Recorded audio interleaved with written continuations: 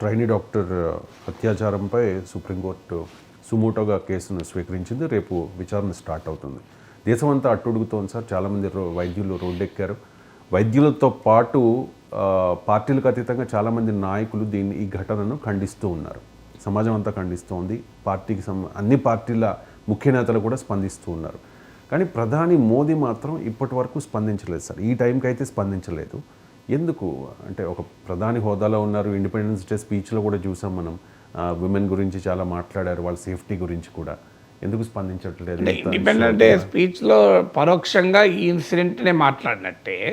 కానీ మీరు అన్నట్లు మీడియాలో కూడా వస్తుంది. నేనేమి ఆయన సోషల్ మీడియా హ్యాండిల్స్ అన్నీ వెరిఫై చేయలేదు. సో ట్విట్టర్లో ఉన్నదా లేదా కానీ బట్ మీరు అన్నట్లు మీడియాలో వస్తుంది మోడీ స్పందించలేదు అని. మోడీ సెలెక్టివ్ సైలెన్స్ తెలియదు కాదు. ఇప్పుడు ఆయన మణిపూర్ పైన స్పందించాడా? పార్లమెంట్లో ఎంత కొట్లాడారో మణిపూర్ పైన మాట్లాడండి అంటే అస్సలు మాట్లాడలేదు. కొన్ని వారాల తర్వాత మణిపూర్లో పైన ఆయన ఉపన్యాసంలో ఒక 5 నిమిషాలే మాట్లాడాడు. ఇప్పటికీ ప్రైమ్ మినిస్టర్ మణిపూర్ వెళ్ళలే. ప్రపంచమంతా తిరుగుతున్నాడు కానీ మణిపూర్ పోలే. మీరు గమనించండి. కారణం ఏంది? మణిపూర్లో జరిగిన దారుణ మారణ హోమంలో అక్కడ బీజేపీ రాష్ట్ర ప్రభుత్వం ఉంది, అందరికీ తెలుసు. బీజేపీ 2 జాతుల మధ్య ఘర్షణలో క్లియర్గా ఒక వైపు ఉన్నది. రాష్ట్ర ప్రభుత్వంలో ఉండి కూడా ఒక వర్గం వైపు ఉన్నది కనుక అక్కడికి పోతే ఇది ఎక్స్పోజ్ అవుతుంది. తర్వాత అదాని ఇష్యూ వచ్చింది, మొత్తం పార్లమెంటు కుదిపేశారు. మోడీ మాట్లాడా? మళ్ళీ తర్వాత ఎలక్షన్ ప్రచారంలో వచ్చి అదాని అంబానీ టెంపోలో కొద్ది డబ్బులు కాంగ్రెస్ పార్టీకి ఇస్తుందని మళ్ళీ మాట్లాడాడు. సో అందువల్ల అదాని పైన మాట్లాడలేదు. ఈ రెండే కాదు, మీరు సాక్షి మలిక్, వినేష్ ఫోగట్ వీళ్ళు అనేక మంది మహిళా రెస్లర్లు తమ పైన లైంగిక వేధింపులు జరిపాడు.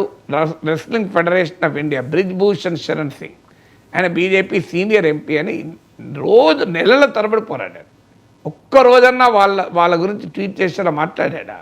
బేటీ బచావ్ అంటారు కదా, ఎందుకు మాట్లాడలేదు? మీరు 3వ ఉదాహరణ. మీకు 4వ ఉదాహరణ చెప్తాను. మీకు ఒక్కదాని మీద కాదు, సెలెక్టివ్ సైలెన్స్ అనేది మోడీకి ఉన్న ప్రత్యేకత. సో వినేష్ ఫోగట్ సెమీఫైనల్స్ నుంచి ఫైనల్స్కు గెలిచారు. రాజకీయ నాయకులు, సినిమా యాక్టర్లు దేశమంతా అభినందనలు కురిపించారు. ఆల్ ది బెస్ట్ చెప్పారు. నరేంద్ర మోడీ మాట్లాడా? ఒక్కసారి కూడా wish you all the best అనలేదు. Congratulation for winning the semifinals అనలే. తర్వాత ఆమె ఫైనల్స్లో డిస్క్వాలిఫై అయ్యాక వెంటనే స్పందించారు మళ్ళీ. సో వీటన్నిటికీ రీజన్స్ ఉండాలి కదా.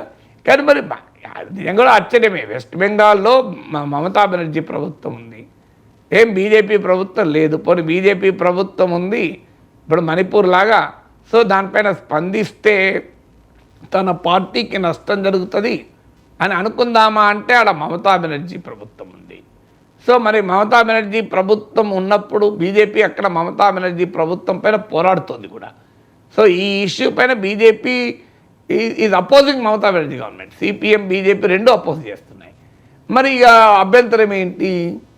దానికి నోబడీ హాజ్ ఆన్సర్. బహుశా అందుకే ఇటీవల కాలంలో మమతా బెనర్జీకి కూడా మోడీ పైన విమర్శలు చేయడం తగ్గాయి మీరు గమనిస్తే.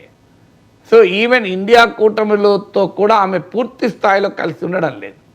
సో అందువల్ల మమతా బెనర్జీ అవసరమైతే ఆప్షన్ ఉండొచ్చేమో, ఎన్డీఏకి నిజంగానే అవసరం వస్తే మళ్ళీ మమతా బెనర్జీ మధ్య, ఎందుకంటే ఆమె పూర్తిగా ఇండియా కూటమితో ఓలాటెడ్గా లేదు. మరి అదేమైనా ఆలోచన ఉందా? రేపు భవిష్యత్తులో అవసరం వస్తుందేమో అనే ఆలోచన ఉందా తెలియదు మనకు. ఇప్పటివరకు ఆ అనాలిసిస్ అయితే ఎక్కడా రాలే. మోడీ ఎందుకు మాట్లాడతలేడన్న విశ్లేషణ.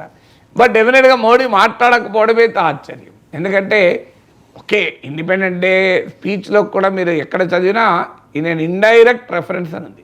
దీన్ని ఇండైరెక్ట్ ఏంటి? ఇంత అన్యాయమైన అతి దారుణమైన ఘటన జరుగుతుంది, ఇండైరెక్ట్గా మాట్లాడాల్సిన అవసరం ఏంటి? మోడీ ప్రైమ్ మినిస్టర్ గట్టిగా డైరెక్ట్గా మాట్లాడచ్చు కదా. సో ఇంత అన్యాయము, ఇంత దుర్మార్గం జరిగితే దానిపైన రియాక్ట్ కాకపోవడం ఏంటి అనే క్వశ్చన్ అయితే డెఫినెట్గా మిగిలింది. దీని వెనకాల ఏమైనా పాలిటిక్స్ ఉన్నాయా? మరి మోడీ ఎందుకు ఈ సెలెక్టివ్ సైలెన్స్ వాడుతున్నాడు? It deserves to be probed. ఇంకా మనకు బహుశా ఇంకొన్ని రోజులు పడుతుందేమో ఎందుకు మోడీ విషయాలు బయటికి రావడానికి. బట్ మోడీ సెలెక్టివ్ సైలెన్స్ అంటే మోడీ మరి మాట్లాడినట్టయితే మన మీడియాలో ఎక్కడా రాలే. మీరు కూడా వెరిఫై చేసి ఉంటారు కదా. ట్విట్టర్లో అయితే మోడీ పెట్టినట్టు లేడు. నార్మల్గా జనరల్గా ట్వీట్ చేస్తాడు మోడీ, ప్రతిదానిపైన ట్వీట్ చేస్తాడు. సో అలాంటిది మరి దీనిపైన మాట్లాడలేదు. We have to wait and see మరి దీని వెనకాల పాలిటిక్స్ ఏమైనా ఉన్నాయా అని.